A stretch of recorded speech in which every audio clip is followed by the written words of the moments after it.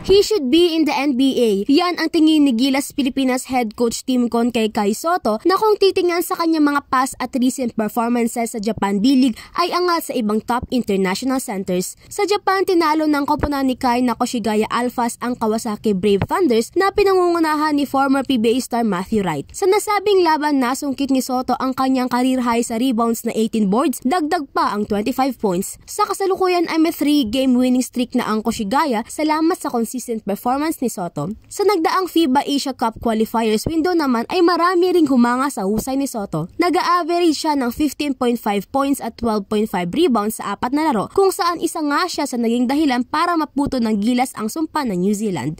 Kaya naman ayon kay Con, karamihan sa kanilang nasa Gilas program ay umaasang makapasok si Sotto sa NBA. Kung titignan, hinug na si Sotto sa NBA kung saan ang mga matatangkad na player ay pwede nang maglaro sa wing o forward position. Ayon kay Con, sa Gilas ay hindi na sentro ang posisyon ni Kai lalo't may kakayahan ng tumira sa tres si Sotto at mataas din ang IQ para gumawa ng mga pasa sa loob. Sa edad na 22, marami ang umaasa na kakayanin pa ni Sotto na makatungtong sa NBA para maging unang Pinoy homegrown player na maglaro sa numero 1 liga sa buong mundo.